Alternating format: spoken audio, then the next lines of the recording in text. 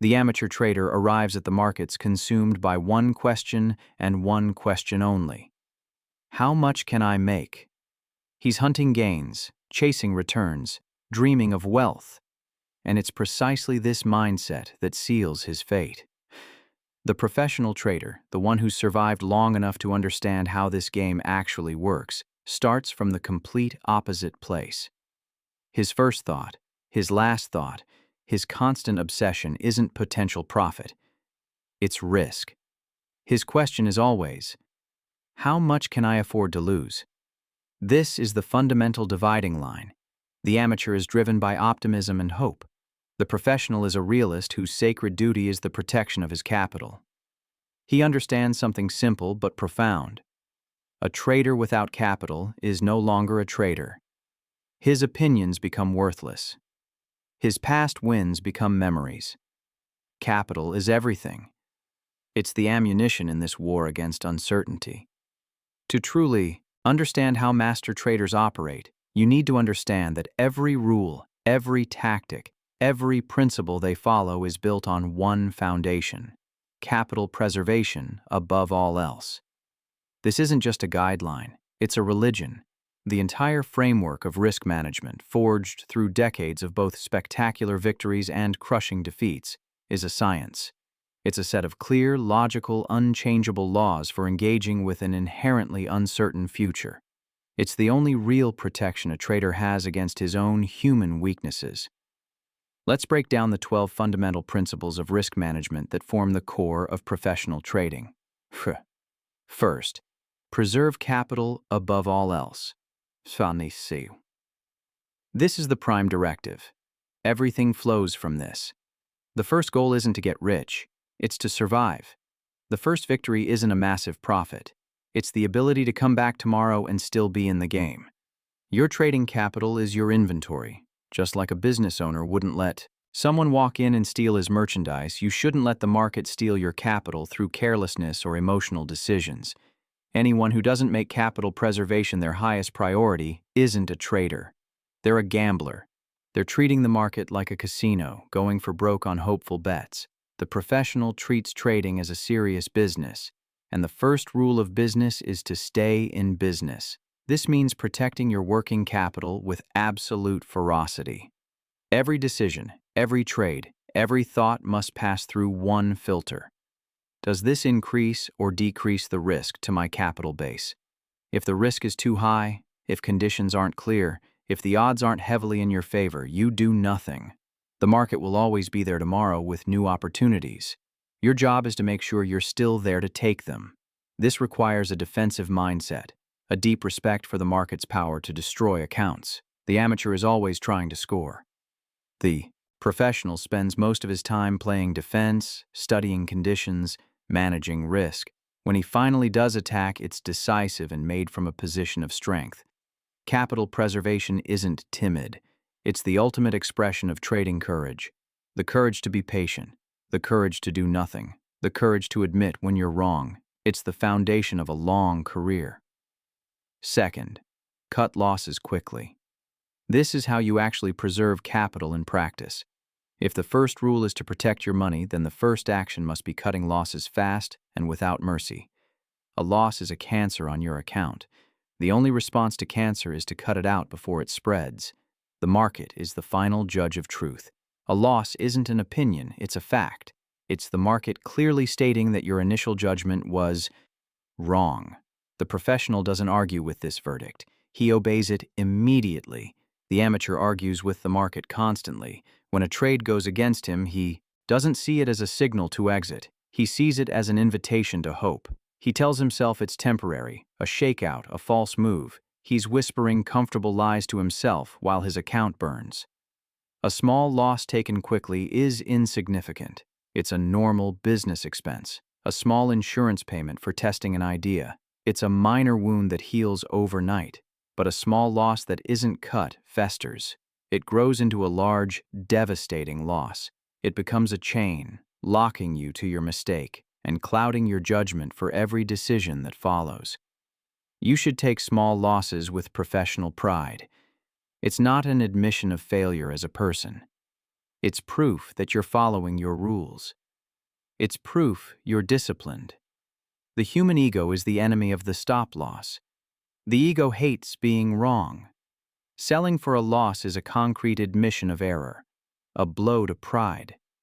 The amateur would rather risk his entire account than bruise his ego. The professional has learned that his ego is a luxury he can't afford. He's subordinated his pride to the mathematics of risk management. He knows his job isn't to be right all the time. It's to make significant money when he is right, and that's only possible if he loses very little when he's wrong. Third, never average down a losing position. This is the trader's mortal sin, the most destructive mistake possible.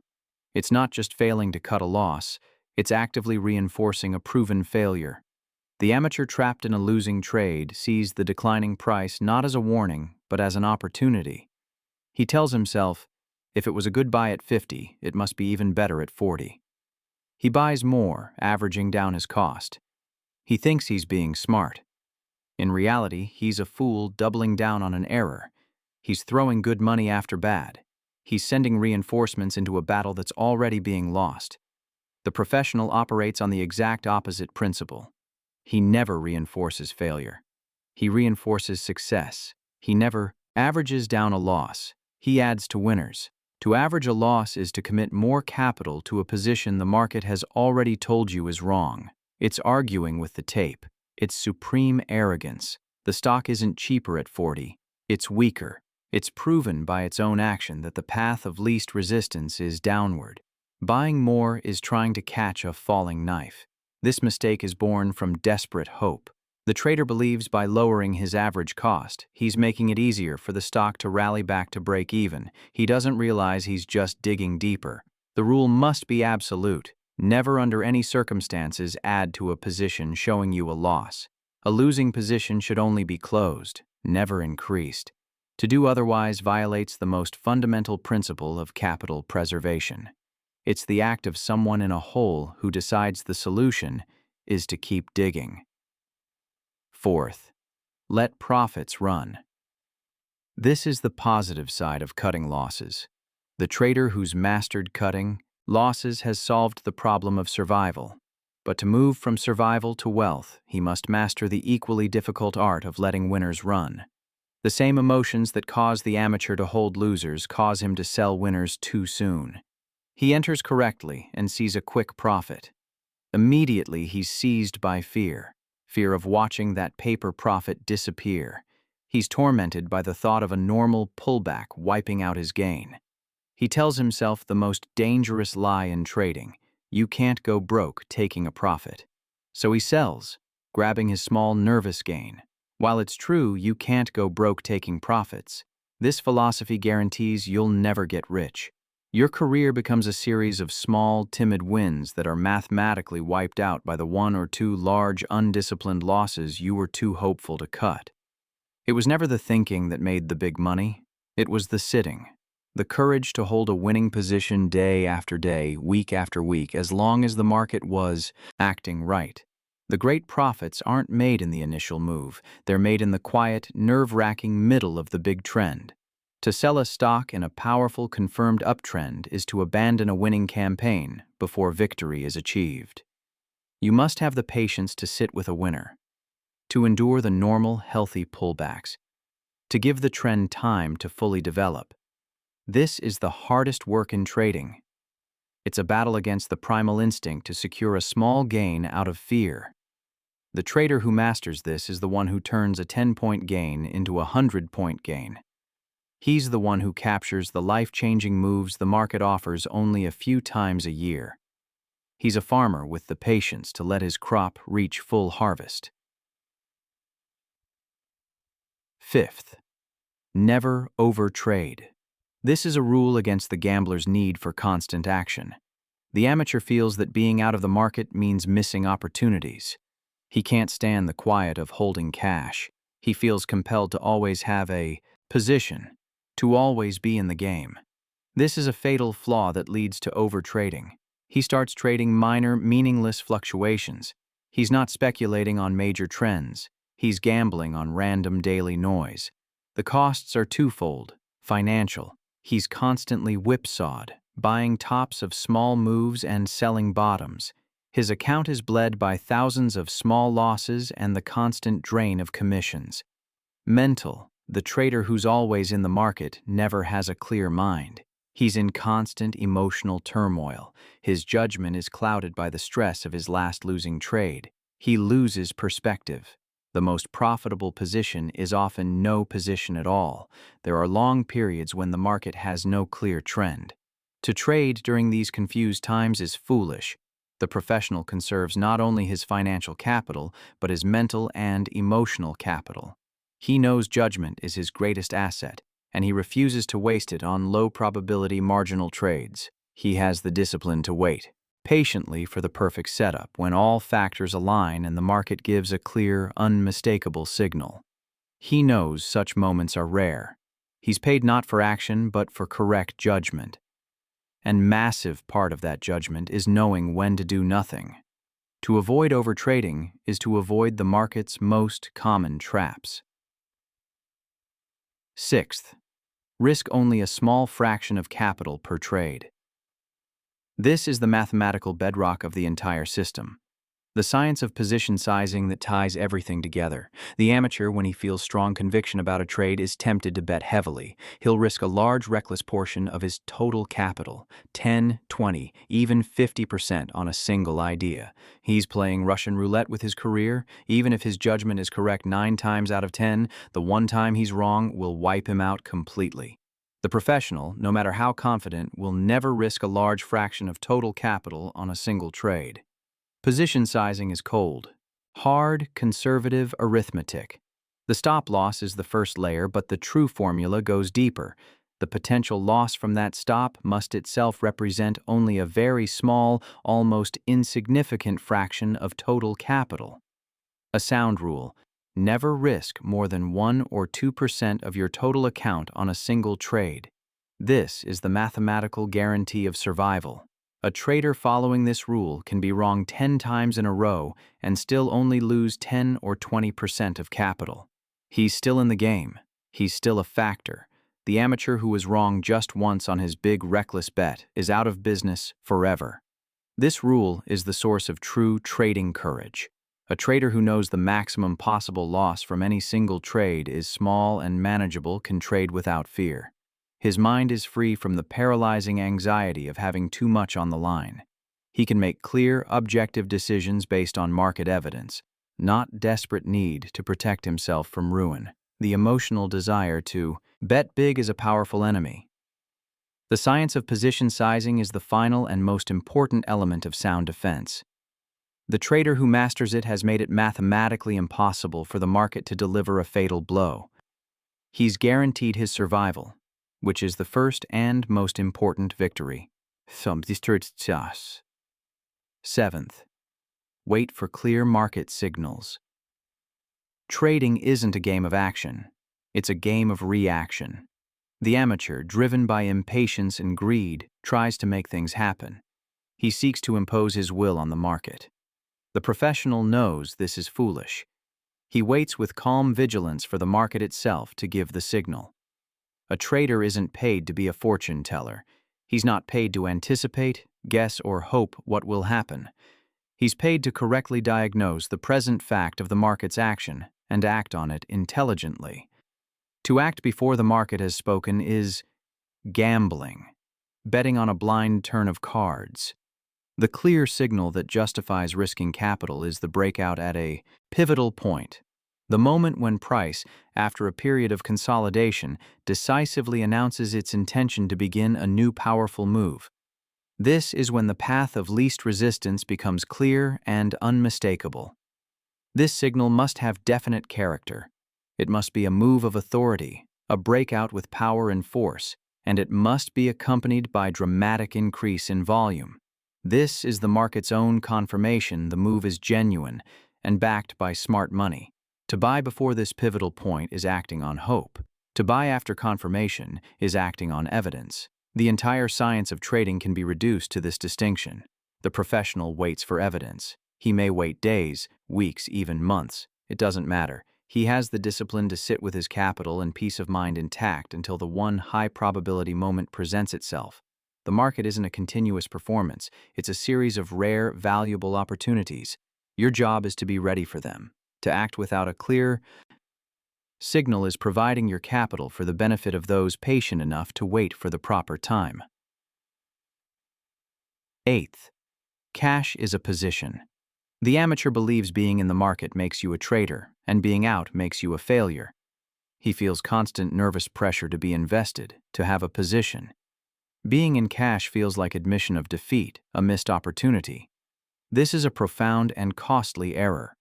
The master trader understands cash is often the most strategic, powerful, and profitable position of all. Being in cash isn't being out of the game. It's being a king in reserve, waiting for the decisive moment to enter battle. The trader in cash possesses an asset of incalculable value, a clear, objective mind. He's not emotionally entangled in any stock. He's not being whipsawed by minor fluctuations. He's not suffering mental exhaustion from a series of small, frustrating losses. He can observe the market with cool detachment. He can see major trends forming without the distorting lens of his own hopes and fears. His judgment is sound. His mind is at peace. The trader always in the market loses perspective. His judgment becomes clouded by his last trade. He's either overconfident from a small win or fearful from a small loss. He can't see the forest for the trees. There are long periods when conditions aren't clear, when the market tells a story of confusion and indecision. These are treacherous sideways markets. The professional knows trading in such conditions is low-probability gambling. His response is simple. He does nothing. He sells positions, converts to cash, and waits. He preserves capital and, more importantly, mental and emotional energy. He knows his job during these times is to study the market, not trade it. Being in cash means being master of your destiny. You're not at the mercy of sudden overnight news. You're not prisoner to your positions. You're a free agent with capital intact, ready to strike with overwhelming force when the one true, unmistakable opportunity finally presents itself. Ninth, never trust tips or other people's opinions. The trader who would succeed must stand alone. He must be independent, doing his own thinking, forming his own conclusions, acting on his own judgment. The moment he allows another's opinion to influence decisions is the moment he's surrendered his mind, and his capital will follow. The world of trading is a vast, noisy echo chamber of tips, rumors, so-called inside information. This is bait for suckers. The amateur, in his intellectual laziness and desire for shortcuts to easy money, consumes these tips endlessly. He doesn't ask the most logical question. If this information is so valuable, why is it being given to me? He doesn't see that genuine tips are the rarest thing in the world, and that most of what he hears is either a guess, hope, or deliberate manipulation. To act on a tip is to make a trade you don't understand. You don't know the real reason for buying, so you'll never know the real reason for selling. You're a blind man being led by another, both destined for disaster. This lesson has been learned brutally by countless traders who subordinated their own judgment to supposed experts. They saw the sell signal, their own method was screaming at them to exit, but they listened to persuasive, hopeful words of another. It cost them everything. From that point forward, the rule becomes absolute. Do your own work.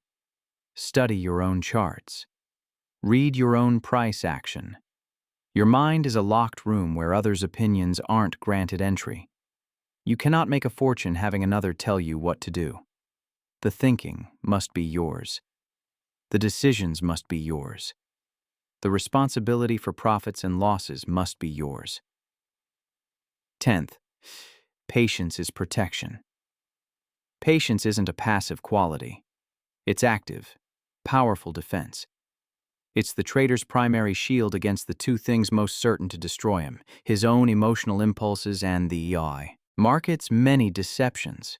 Patience is the discipline to wait motionless for the one true high-probability setup, the refusal to be lured into the market by the siren song of small, meaningless fluctuations, the wisdom that money is made not in trading, but in waiting. Patience protects against the whipsaw of sideways markets. the impatient trader is chopped to pieces, his capital bled by 1,000 small cuts. The patient trader stands aside in cash, capital preserved, waiting for trend to declare itself. Patience protects against chasing stocks that have already had great advances. The impatient trader, driven by fear of missing out, rushes in at the top just as smart money begins selling. The patient trader lets it go, understanding that buying late is buying wrong. He grasps a simple truth. The market is a continuous parade of opportunities. Missing one is inconsequential because another will come. There's no need to be in every move, only in the right moves. Patience is also the courage to sit tight with winning positions, the discipline not to be shaken out by normal, healthy reactions that are part of every major trend, the fortitude to let a profit run, to allow a 10-point gain to become a 100-point gain. The trader is ultimately paid for patience in waiting for correct entry, paid for patience in waiting for correct exit. Every other action between is a potential source of loss. 11th, the market is always right. A trader deals in opinions. He forms opinions based on study about future direction of price or the market. But he must never forget this supreme, humbling truth. His opinion is worthless until confirmed by the market itself. Price action is the final arbiter. It's the Supreme Court. Its verdict is the only one that matters. The trader who begins believing his opinion is more important than market action is on the verge of devastating ruin. This is the essence of the ego trap. The amateur, when a trade goes against him, is heard to say, "The market is wrong, this should be going up." This is profoundly dangerous insanity. The market can never be wrong. It's the sum of all forces, all knowledge, all opinions. It simply is. The trader's opinion, on the other hand, can be, and very often is, wrong. The entire business of risk management is built on this acknowledgement of your own fallibility. The stop-loss is the practical mechanism for enforcing this principle. It's the pre-committed decision to accept the market's verdict without argument. When price moves against you and hits your stop, the market is saying, "Your opinion is wrong." Your only sane response is, "I accept your verdict," and close the position. To argue with price, to hold a losing position in the face of contrary evidence, is the act of someone whose pride has become more important than his capital. The market has a way of taking both from such people. 12th, control emotions. This is the final, all-encompassing law, the principle that makes all other 11 possible. The trader who hasn't learned to control himself can never hope to control his account. The great battle isn't fought on the exchange. It's fought within the mind. The market is a machine designed to exploit the most powerful, primitive human emotions. It tempts with greed, paralyzes with fear, deludes with hope, inflames with ego. These are the great enemies of the trader. The entire set of rules and principles is, in final analysis, a system for management and control of these emotions. It's a scientific fortress built to protect your rational, analytical mind from the destructive chaos of your own human nature. The stop-loss is a rule against hope. The practice of patience is a rule against greed and impatience. The principle of following the trend is a rule against ego. Each rule is a specific targeted defense against a specific emotional weakness. The trader who would succeed must become cold and detached. He must learn to view the market not as an exciting casino or personal antagonist, but as a series of impersonal mathematical problems to solve. He must achieve a state where he can take a loss without flinching and a great profit without gloating. He must be a scientist, an observer of facts, not a participant in emotional drama. This is the hardest work of all. It's a lifelong, never-ending battle against powerful currents of your own inner world. But it's the battle that must be won. The trader who has achieved perfect emotional control has at last become invincible. These 12 principles aren't just guidelines. They're the architecture of survival in trading. They're the difference between those who build lasting careers and those who become cautionary tales. Every rule exists because its opposite has destroyed countless accounts. Every principle stands because it's been tested in the most unforgiving laboratory possible. Real markets, real money, real consequences. The amateur reads these rules and thinks they're restrictions. The professional understands their liberation. They're the framework that allows you to operate with clarity and confidence in an uncertain world. Capital preservation isn't about being afraid. It's about being smart enough to stay in the game long enough to win. Cutting losses quickly isn't admitting defeat. It's demonstrating discipline. Letting profits run isn't greed. It's having the courage to trust your process. These aren't natural behaviors. They go against every instinct evolution gave us. That's why mastery requires deliberate practice, constant reinforcement, unwavering commitment. If you found value in this breakdown, if these principles resonated with you, subscribe to this channel. We exist to give traders the foundational truths that separate long-term success from short-term survival. This is Trader's Mental Edge, where trading starts in the mind.